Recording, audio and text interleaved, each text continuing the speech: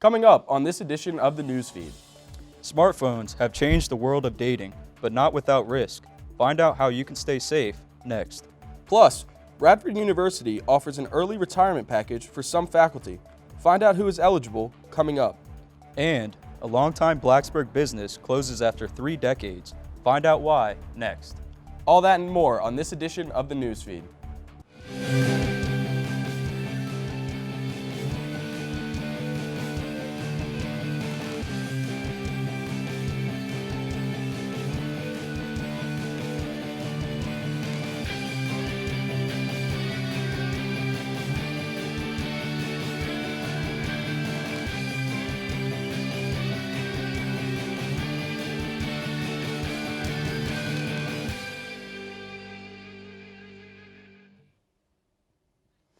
Hello, and thanks for joining us for this edition of the Newsfeed. I'm Jacob Cully. And I'm George Stiles. Sexual assault continues to occur around the country, with a common source being dating apps. Newsfeed reporter Stefan Bond joins us live to discuss how organizations in our area are handling the most recent case of assault. Thanks, Jacob. Unfortunately, Virginia Tech is no stranger when it comes to sexual assault. However, this has prompted local police and national organizations to take action to make sure resources and safety are around when needed. On November 18th, the Virginia Tech Police Department put out a crime alert to its students, indicating the occurrence of sexual assault. The assailant and the victim were students of Virginia Tech who had met just a few days prior through a dating app. While this case of sexual assault was linked to a dating app, Investigation Sergeant Kendra Klein feels that dating apps themselves are not the cause for sexual assault. Social media is big. It's a big way to network, to meet people, to find relationships. So I don't think that it's really how someone targets somebody. I don't think it's something to be scared of. I think it's something to be aware of. Virginia Tech police, however, continue to provide sexual assault resources for the community, while other local and national organizations are joining in support. Mackenzie Collins, the campus director for Bumble at Virginia Tech, discusses how the app is now making an effort for safety amongst the community. They gave us a lot of content to promote. We do a lot of guerrilla marketing with Bumble, so they gave us content to promote sexual assault and basically contact cards for users or just anyone to reach out if they've been a victim of sexual assault, if they don't feel safe. Cards were posted in the bathrooms across downtown Blacksburg, including the bathroom of Benny Marzano's. These cards were placed in easy to reach and noticeable places so that anyone could have quick access to needed contact for victims or prevent future incidents from happening. Experts recommend that if you feel unsafe, let friends or family know where your date will be. Make sure to have it in a public place, and if your date is becoming dangerous, to familiarize yourself with the bar's Angel drink so that when it's ordered, the bartender can help you to safety discreetly. Reporting to you for the Newsfeed, I'm Stephen Byrne. Radford University has announced they are allowing eligible faculty to retire early. To help increase flexibility in allocating resources, Radford University is offering eligible employees the ability to retire early at the end of the current academic year.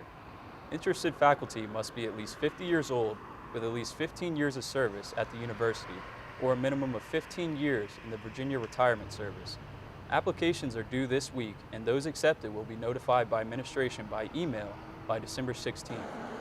Many universities are beginning to offer their tenured professors early retirement at the age of professors is gradually trending up, with less retiring each year. Retirement distribution professor Thomas Riley explains why university professors tend to hold off from retiring compared to people in other professions. This department, and I see a lot of gray-haired people like me, and it's just, they like what they do. It's a low-stress environment. If you've got tenure and you've been here for 40 years, you've done all you need to do, and a lot of people like to do they like to keep doing what they're doing. The university says there's no cap on the number of employees that will be considered. This is the second time the university is offering this package since the 2008-2009 academic year, where 26 applicants were selected. According to the university, the final working date for chosen faculty will be May 9th, 2020, and will officially retire June 1st. Take a step for your entire family. That's what first-generation college students are doing on a day-to-day basis. However, research shows that only 27% of those students stick around to earn their degree. To help lower those statistics, Virginia Tech offers a first-generation student support program. Program Director Dr. Troy says they strive to help students to beat the odds and to utilize resources such as theirs. Utilize your resources and try new things, because a lot of students, they come in and they really don't know about the things out there that's for them, or they're too prideful. For example, if they need tutoring in certain areas, they may be too prideful to get tutoring in those areas because they feel like, well, I should know this, I got accepted to Virginia Tech, but that's not the case. Students include support groups and scholarship opportunities. Students can also reach out to peer mentors to help with guidance through school. Dr. Troy says the program is looking to create a living learning community to keep students engaged and active on campus. Cell phone use and walking has become more in common in today's world, but is more dangerous than you might think. According to a report by the National Highway Traffic Safety Administration, the death toll for pedestrians and cyclists has spiked. Last year saw the most deaths since 1990. 208 pedestrians were killed by motor vehicles in 2018. Although drivers are responsible for being safe while behind the wheel, pedestrians also have a responsibility to walk carefully and be predictable. I would equate it to driving. You know, we're looking at pedestrians getting hit a lot more often with the proliferation of cell phones, and I think that we need to start treating walking as more of a activity. Using features such as Do Not Disturb give pedestrians more focus on walking predictably. Additionally, make eye contact with drivers before using a crosswalk. A local bookstore in downtown Blacksburg is closing its doors at the end of 2019 after being in business for over 30 years. Newsfeed reporter Davis Carbaugh has more. After 33 years of business in downtown Blacksburg, the Tech Bookstore is set to close its doors at the end of 2019. Building owner Jerry Deifel opened the Tech Bookstore in 1986. His original goal was to compete with the official university bookstore on campus.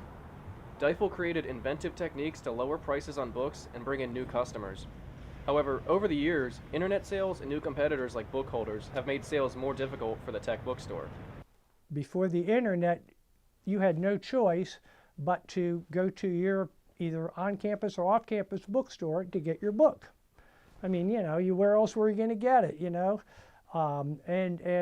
So, yes, it was a captive market, but you did have competition to keep, prices somewhat. But with the internet, anybody with a computer now is a competitor. Deifel's store has been a staple to the downtown Blacksburg area over the years. The Tech Bookstore hosted autograph events for football players like Michael Vick and even helped Frank Beamer publish his first autobiography. Before Deifel opened up the Tech Bookstore, this building behind me was actually known to be a music venue and late night club. Some famous bands like R.E.M. and The Pretenders even played at this location. In 2001, Deifel gave up ownership of the Tech Bookstore and instead bought the entire building. He now leases out the space and is looking for a new tenant to replace the Tech Bookstore. And to me, just the hundreds of people that have worked in this store over the years, college students, part-timers, people met in here, people are married that met in here, but those associations that I've had with these people throughout the years, that's my most memorable, enjoyable part. The Tech Bookstore is currently trying to clear out all of its merchandise before the December 31st closing date.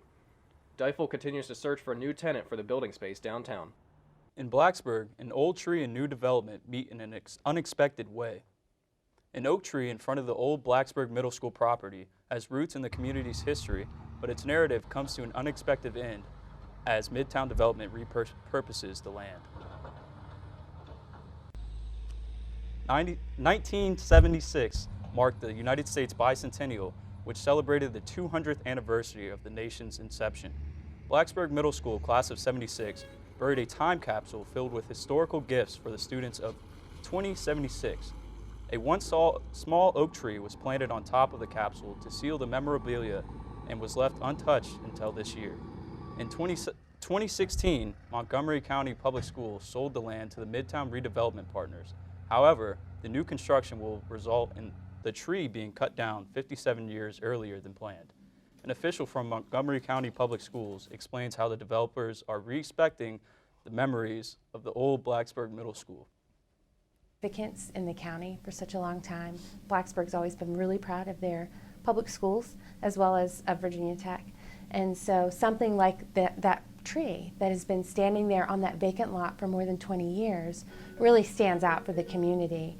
And so it's a tough decision, but it sounds like the company is doing a lot of work to try and honor the historical significance. The partners of Midtown Development plan to salvage the wood from the oak tree to make a bench that will be placed in their future park. And once the time capsule has been found, it will be relocated. Stopping the bleed and saving a life. That's what students at Virginia Tech are learning. Newsfeed reporter Denasia Dunnaville joins us from the newsroom. Denasia, why did this program start? Well, George, Stop the Bleed is a national program that was implemented to give the public tools to save a life. Now the program has made its way to Virginia Tech. Hundreds of students and faculty are gaining hands-on training on how to respond to emergency situations. The Stop the Bleed program was launched at Virginia Tech last year as a part of the national program. The purpose is to prepare the public to save lives with basic actions to stop life-threatening bleeds. Students learn how to use tourniquets, pack wounds, and make chest seals. One student leader involved in the program says he wants students to be aware of how they can help. I just hope that they understand that in emergency situations they can help. They can do something. It's not some hopeless thing that they have to wait for the rescue squad or the ambulance to arrive. They can jump in and do something to intervene and save someone's life. We want to make sure they're not just standing there waiting around and meanwhile that person is dying. Along with the course, Stop the Bleed kits can be found around Virginia Tech's campus. The kits are clearly marked in AED cabinets, and they encourage everyone to locate the closest station when in a building. Program leaders also say you don't need a kit to save someone's life. They say you can use a shirt or a belt to stop someone from bleeding out. Reporting from the newsroom, I'm Denasia Dunnaville. Back to you guys in the studio.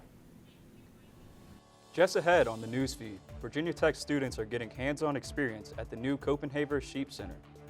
And hear a little more about Virginia Tech football's Oscar Bradburn and his journey to playing football. That story and more after this break. I'll never forget the day our landlord called and said, "Read your lease. No pets allowed." My owner tells him my dog ate the lease, but that didn't work. And now I'm stuck in a shelter. But this pit bull is ready for a new crib. I'm loving, loyal, and play well with others. So don't be intimidated by all my muscles, because the biggest one I have is my heart. That's right, I said it.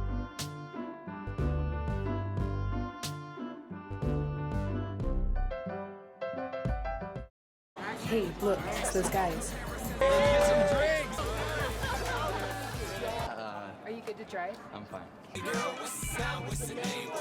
How many did you have? I should be fine. You should be. Go and step out of the vehicle for me. See ya, buddy. Good luck. So turns out, buzz driving and drunk driving, they're the same thing, and it costs around $10,000. So not worth it. Welcome back to the newsfeed. I'm George Stiles. And I'm Jacob Cully. The College of Agriculture and Life Sciences provides many opportunities for its students to grow in their respective fields. One such opportunity is right here on campus. Virginia Tech was founded as a land-grant institution and has continued its emphasis on agricultural education. The campus is home to the Copenhagen Sheep Center, where students are able to gain hands-on experience with livestock. The center hosts class labs, volunteer and work programs, and research possibilities. This resource gives students the opportunity to take what they've learned in the classroom and apply it outside of school. Taylor Thaxton, a Virginia Tech junior studying animal and poultry sciences, explains the benefits of agricultural education. Having a program like Virginia Tech does that teaches students about agriculture and gets them out hands-on experience is incredibly important to realize how important the industry is and to continue growing the industry, because with the growing population we do need a growing agricultural industry as well. So continuing that education continues the growth of the industry. Because many things rely on the agricultural industry, opportunities such as these prove to be valuable experiences for students within the department. The Virginia Tech football team has had an unlikely player make a large impact. Newsfeed reporter Taylor Caskey has more. The success of football teams can often be attributed to their star quarterbacks or elite coaching staff. Because of this, certain specialists can tend to be overlooked. That is not the case with Virginia Tech's punter Oscar Bradburn. Bradburn came to Tech in the spring of 2017 with hopes of becoming a starter. Not only did Bradburn become a starter in his first season, but he would go on to become one of the most recognized punters in college football. You're at a disadvantage from a field position standpoint. A guy like Oscar can just whale 160 yards and suddenly you're out of that negative field position and put yourself in defensively an advantageous spot. And he does that more often than not. The junior finished third in gross punting average in the ACC and earned all ACC honors in 2018. This year, Bradburn was nominated for the Ray Guy Award, an award given to college football's most outstanding punter. He has already played a huge role for his team as Virginia Tech has struggled offensively in 2019. Bradburn had never visited Virginia Tech or played by American football rules when he committed. I asked him to explain what it was like to get acclimated to the change of scenery. It helped being in the academy that I was back home because they'd teach you the fundamentals of the sport and teach you about what to expect when we come over here. So it has been quite a like learning experience. All honors aside, Bradburn has certainly made a name for himself at Virginia Tech. Reporting for the Newsfeed, I'm Taylor Caskey. That will wrap up this edition of the Newsfeed. If you have a story idea for the Newsfeed, let us know. Send us an email at thenewsfeednrv@gmail.com. And, as always, you can also connect with the Newsfeed on Facebook and Twitter. Thanks for watching. I'm Jacob Cully. And I'm George Stiles.